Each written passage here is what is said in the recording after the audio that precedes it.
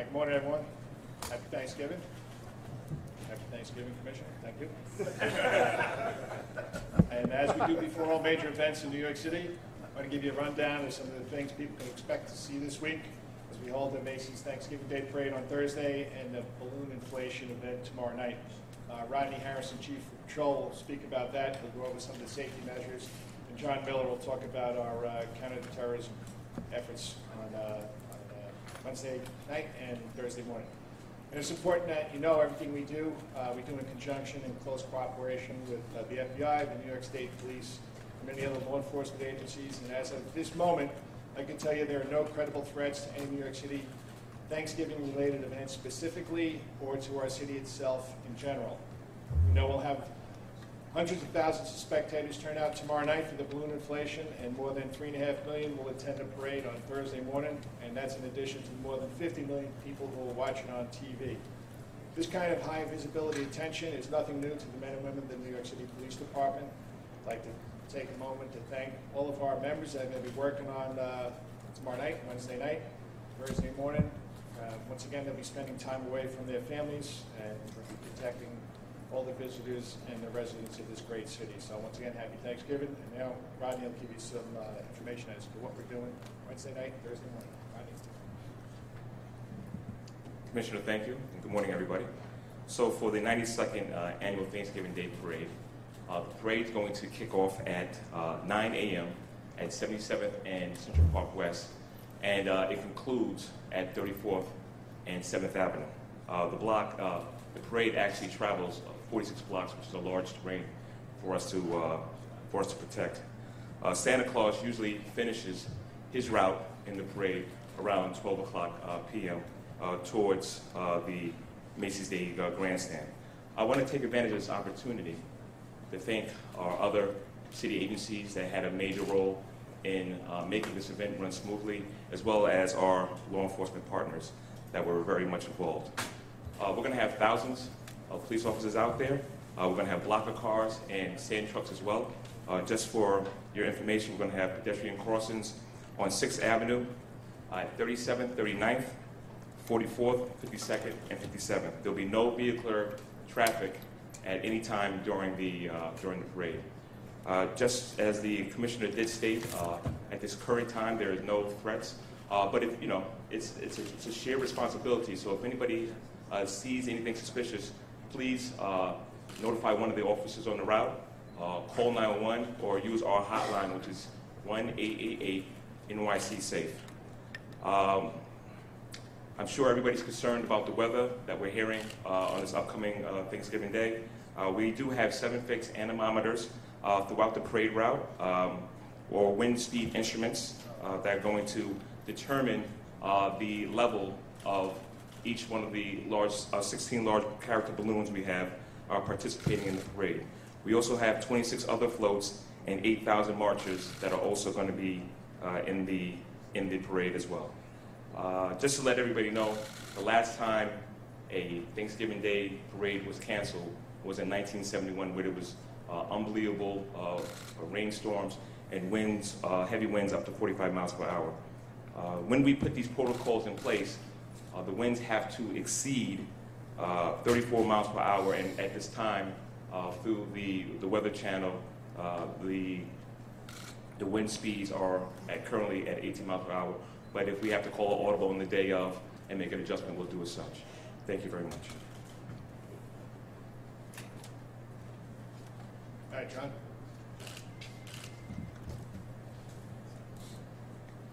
So for this year's parade, we have an adjusted, as we always, updated counterterrorism overlay. It has the normal complex elements. You'll see the heavy weapons teams deployed strategically along the route, radiation detection pagers with the counterterrorism personnel there to monitor the air. There'll be, from the Intelligence Bureau, response teams spread out through Manhattan. So as we tell people, if you see something, say something. We'll have the teams who are outside the parade route to be able to respond to those tips and investigate them, as well as people along the parade route making their own observations, and we'll be in contact with them if there's something along the route that needs to be checked out. From the Critical Response Command, along with the long gun teams that you'll see along the route, they'll also be covering all their normal posts at any high threat locations or locations that just turned up in that day's threat stream, as well as the striker teams, which are the roving teams. All of this is not standalone. We're looking at a whole menu of potential threats at any major event as we go from the marathon to the parade, tree lighting to New Year's Eve. So everything that we do with CRC and Intel is integrated with the Strategic Response Command, with the Emergency Service Unit, and we have drilled these responses, tabletop them, field exercise them. So we have quite a robust program that will be on hand. As I always say at this point, our job is to offer maximum protection against any type of incident at the parade, but it's also to make sure that we don't protect it to the point that it's not fun. So, our people will be as accommodating as possible and make sure that people see them, that they feel safe, but that they enjoy themselves. People always ask this question, so I'll anticipate it, what's different this year? The drone issue has come up every year, and not just at this event, at other events where we have people flying drones. In almost every instance, these have been people trying to use the drones for video or photography. Obviously, flying drones over a crowd in New York City amounts to reckless endangerment. There's a city code that we enforce. There's also FAA rules about that. So I'll just throw it in at this point. Don't bring your drone. Don't fly your drone over a big crowd in Manhattan, because you're probably not going to be going home with it. There's been a recent update in the federal law which says when you're protecting an event and you see a drone that is posing a possible threat, that we can actually take action against that drone. So we've been working with the New York office of the FBI and some colleagues from Washington on drone detection technology, so we can see what is the drone, what's controlling it, where is the person with the controls. Every year at this parade, we've had one of these incidents where we've ended up issuing a summons or making an arrest or taking a drone. So just want to get that out up front. They're very popular. People like to use them, but they're just not appropriate in New York airspace or at these events. All right, thanks, John. Any questions about tomorrow night or Thursday night? Kimberly?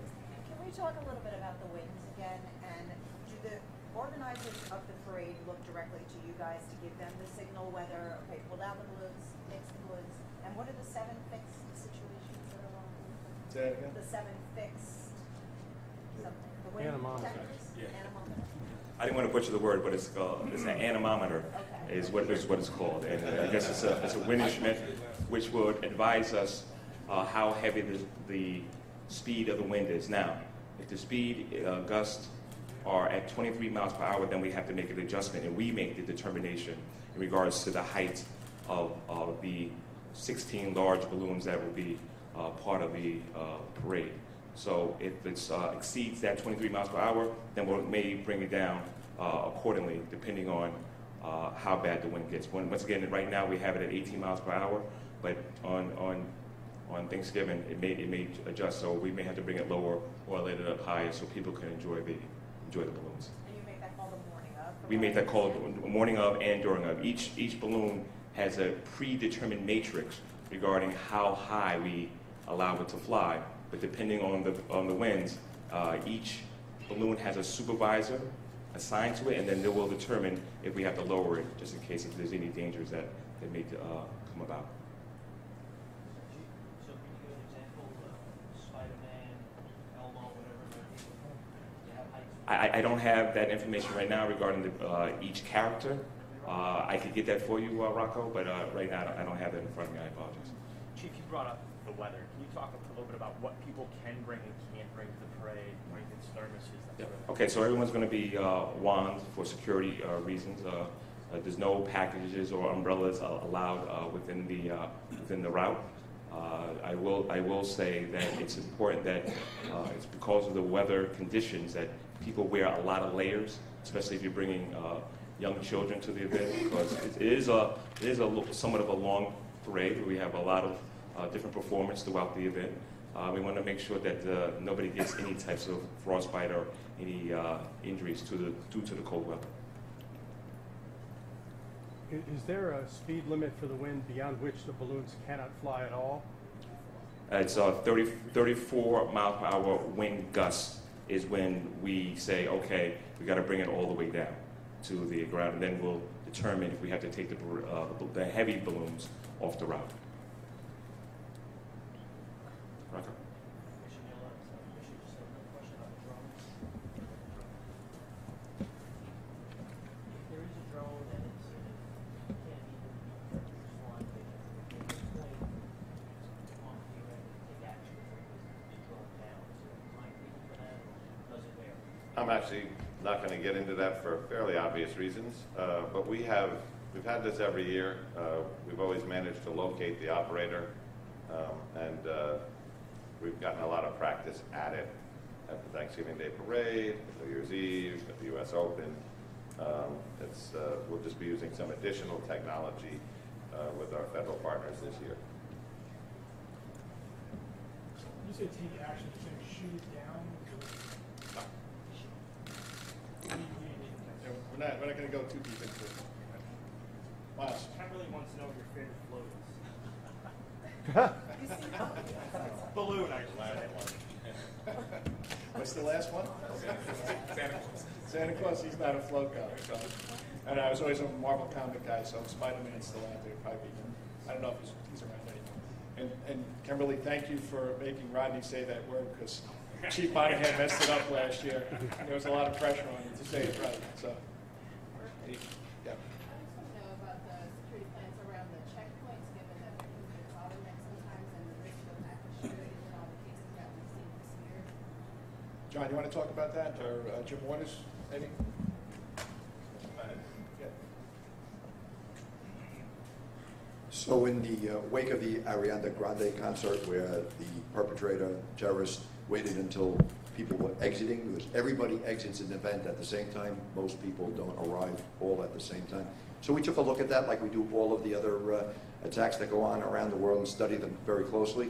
So we've trained to that. So we now inform the officers. We pay particular attention. We have plainclothes, hostile surveillance officers in plainclothes, blending in with the crowd to look just for those things. We have our long gun teams. We have the explosive detection canines out there, as well as as John said before, what else is new is our explosive odor pursuit dogs. So these are 4 dogs that we purchased last year, weren't at the parade last year. One of the dogs outside this room is one of those odor pursuit dogs. The other is a vapor wake dog. And that dog has a detection capability far greater than the labs for the vapor wake. So on that note, I want to ask, 1, what's the dog's name? And 2, after the Global Citizens Fest concert, there was some concern about how the NYPD handled the panic among the crowd.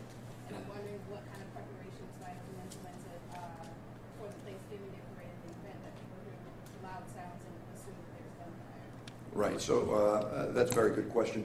And we always learn. We're never perfect. We always learn from incident to incident. I think Kathy O'Reilly and I and Rodney were all present there. Kathy quickly took the stage, took a microphone, tried to calm the crowd down, because we knew exactly what it was and we knew exactly what it was not. So the officers do get training in that. They will get roll call instruction as the detail is there. We'll make a briefing sheet for the inspectors or the captains to give to the members of the department as they take their posts. Is there any kind of signage though for the people who are coming to watch the parade? Because that was one of the things that people were concerned about. Right, there were announcements and also from the signage boards at a fixed concert.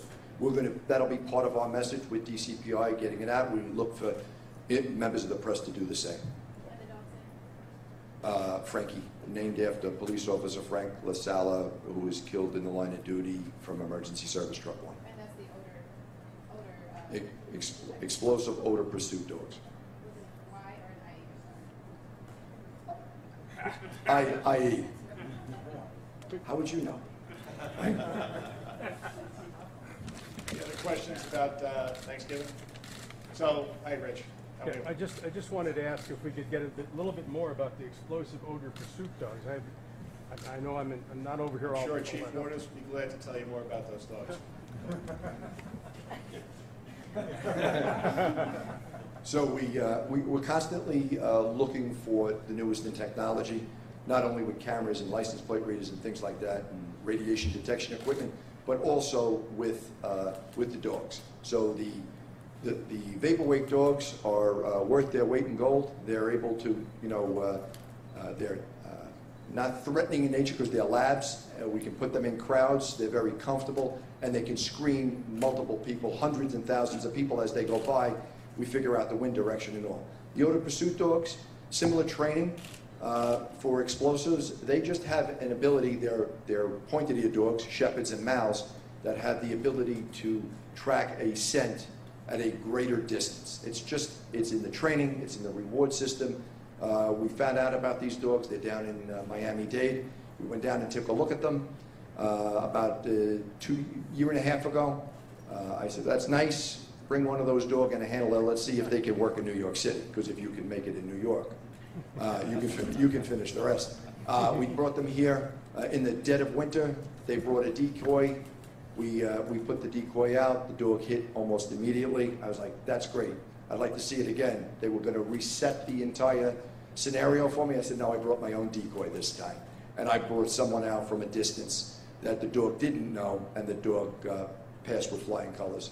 So we went down, and through the generosity of the Police Foundation and some of the donors, we bought 4 of those dogs right away. The officers went to training. This time last year, they were actually down in Miami-Dade training, and then they were up here and deployed in January, February of this year.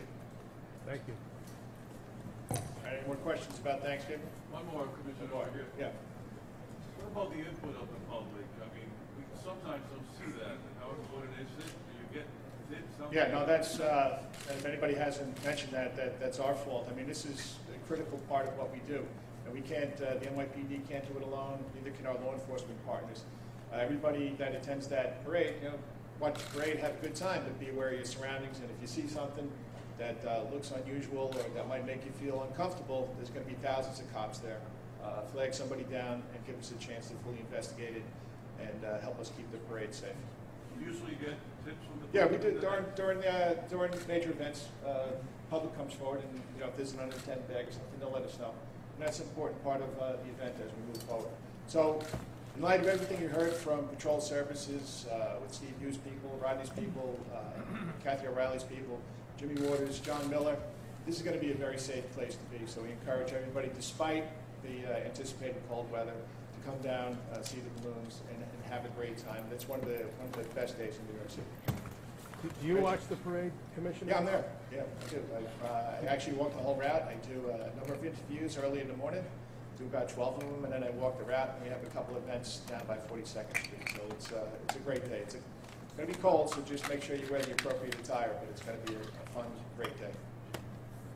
All right, go to off topic now. Miles. Could you an update on the rape incident in the 7th precinct and Sure. the African burial ground? All right, Chief Shea will speak about that. Aaron? Yeah, Miles, 70th precinct. I think we have a picture that we'll put up. We actually have two very disturbing rapes that occurred, one in the Bronx in the 40th precinct, one here in the 70th precinct. Detectives remain at the scene in terms of expanding that video canvas. We do have some leads of a forensic nature, but what we have in the vicinity of Prospect Park, this individual late at night, a woman parking her car looking for a parking space, and gets approached by this male who then commits a forcible rape. We're asking, we have received some tips regarding this incident already. We ask anyone with information, as always, 577 tips. In the Bronx, that's the picture that you see. Again, it's not the best clarity yet. That's the individual by the train stairs that we see. This did not occur on transit, but at some point in time, the individual, as you can see, was around the subway system. That happened in the 40th precinct in the Bronx. Different fact pattern, but again, our special victims detectives are out there working that case as well. Regarding the African burial ground, very well publicized several weeks ago.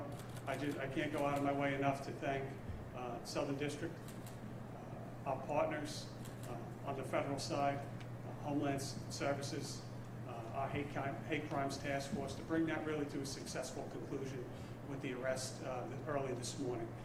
We had that individual identified sometime, just tying up some loose ends. We had executed a search warrant at his residence. We actually recovered the clothes and the marker that was worn. That case, at the lead, it's federal jurisdiction, so the lead, but we were working it jointly all along. The lead is on the federal side, and we will go from there. We do not have him at this time committing any other offenses. Are you dismayed that the assistant U.S. attorney didn't push for hate crimes charges? Yeah, I won't comment on that. I'm just very thankful for the cooperation that we received. Back to the 7-0 situation, the white van. Is that a picture of the white van? Was that that? Yeah, there was a white van that was part of the crime scene. We do not believe that it was the perpetrator's van, but again, anyone with information regarding the whereabouts of that van to rule out whether there is any evidence of any type connected to it. We'd like some information on that. Also the bodega robbery and shooting over the weekend. Anything on that? 3 suspects. Currently being investigated because of the nature of the crime and the flashing of the shields. Actually, our detectives are working it jointly with the Internal Affairs Bureau. Internal Affairs handles any police impersonations. But at this point, we don't have them connected to any other crimes. That was the robbery where the individual from the store was shot in the leg. So again, anyone with any tips on that particular crime, please come forward. Rocker. His name is spoke about having an animus towards black people. Does he have an issue with this in his background, previous arrests, etc.? I would categorize his arrest history as minor in nature, and nothing to indicate what you just alluded to. Is he emotionally disturbed? That will bear out as we go forward. Mark? Is there anything that the NYPD is doing in connection with the aliens that are arriving at the border from Mexico? I mean, I don't know if there's half a leg of this, but anything you guys are doing to sort of prepare yourself in case anybody comes up to the door? And, as you know, and as I've stated many times before, the NYPD doesn't conduct civil immigration enforcement. So, nothing in particular. John? Massachusetts is marijuana legal. Is there any concern about New Yorkers traveling to Massachusetts to buy or purchase marijuana right now to New York City? If somebody buys weed legally up in Massachusetts and comes here, yeah, it's still illegal when they get down here. So we'll still enforce the current laws until they change. Miles? What do you make of Mark Peters' comments in his letter to the city council yesterday? He had, one, insinuated that the changes of special victims were because of him, and they were timed because of the mayor's announcement, and then 2, that a police official had flashed a gun at a city council. Yeah, the changes at special victims, that was a process. Dermot took over in April, and that was the first thing I asked them to do. So we took a look. We listened to, did some of the recommendations by DOI, by the IG. As far as SVD, we made the changes, and we thought change in leadership was also appropriate. Would you attribute that to that report, or you would say that? I asked them to take a top-to-bottom look, and as a result of that, sometimes it's time to change leadership. Mike did a good job. He's very innovative. He was there for 8 years, but I think Judy is going to provide a fresh look at SVD. And as far as I was at one meeting in the first deputy mayor's office with Mark Peters, myself, Larry Burns, my chief of staff. I don't know what he's talking about. Wasn't at that meeting. Ashley? I have a question about the changes to SVD. In the DOI's report, they specifically called for not only more investigators, but more experienced investigators. And the NYPD is putting in instead more white shields and a leader who doesn't have, experience with sex crimes, without diminishing her credentials. She has been in for 20 years. But the report was very specific about the need for investigators who are experienced in handling these kinds of crimes. And so I'm wondering if you could shed more light on that decision and why more experienced investigators. Yeah, sure. Dermot could speak to the details of that, but just in general, to bring new people into special victims, we have to take them from somewhere. They might not be, they might not have experience in sex crime investigations. But whether they're white shields or whether they're gold shields, they go through a tremendous amount of training. And Dermot, maybe you want to talk about that a little bit. Actually, just on the personnel moves, I think it's well documented. I've said it a few times, but earlier this year there was 20 individuals put into special victims. Then there was an additional 14. On top of that, we've freed up through redundancy and civilianization an additional 12. Most of them were white shields. You're accurate. Not all of them. When we took a look at special victims, some of the things that I said, Mike was an innovative leader and put a lot of very good things into place over the years. But there was also some things that I didn't like. There was some redundancies. There were people working, ironically, with grade or with a vast amount of experience, but working inside and never dealing with victims. So I think you need to look at the entire totality of that division. While it is accurate that Mike did a lot of good, I am 100% confident in Judy and the team that's in place, and I think she's going to knock it out of the park. Judy brings a lot of talent and experience to that job. I would disagree that she has no sex assault experience. She was a precinct commander for running 2 commands in Queens. I think it's well chronicled that the police commissioner has gone on record several times. What we ask of our precinct commanders, the experience that they bring from doing that job. Judy Harrison is going to excel. She has a sound team around her. And that team largely, there were some additions put into place recently. Carolyn Rowe is a new addition with special victims experience. I have no qualms whatsoever that the special victims division will continue to serve well and with distinction the residents of New York City. A few more guys? Rocco? Yeah, Commissioner Hughes, Illinois Reagan was reported previously had alleged that there was a sport happening had been an issue, and there was also an internal investigation regarding domestic violence complaint. Can you talk a little bit about those 2 allegations and the process? Yeah, Rocco, I'm not going to go into the specifics of the allegations against the now lieutenant. I wish him all the best. He passed the test. I look forward to him helping us keep crime and fight crime and keep people safe in New York City. Tina.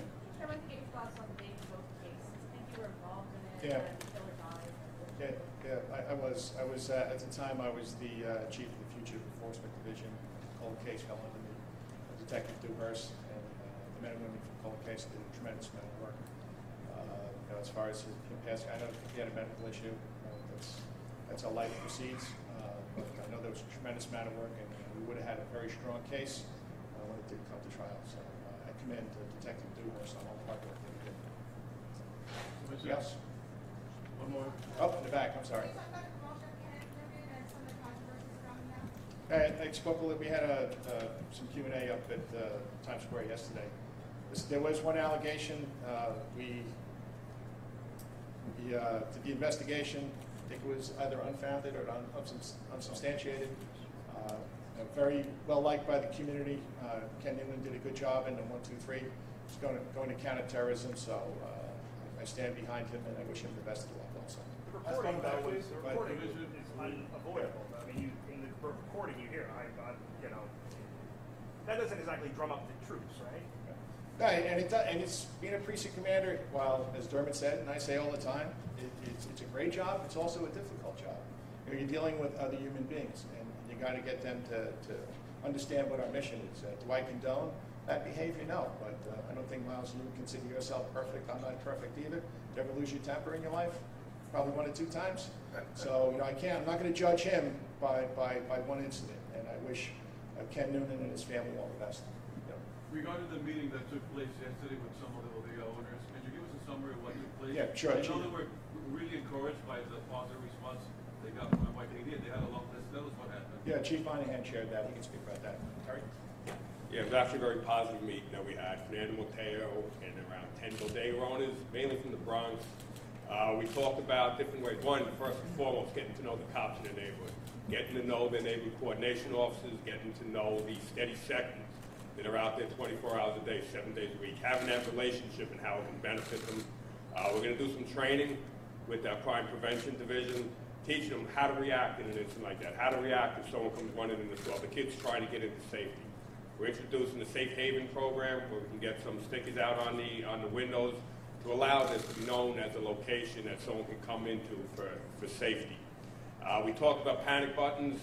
We're going to work on some technology issues to see if it can work this way. If an incident happened in an emergency, they can hit this one alarm to get a response. We also talked about how it's not a good idea to be looking to get more guns or tasers in there, and they completely agree with that. Thanks, guys. Okay, thanks everybody. Happy Thanksgiving. I'll see you Thursday morning.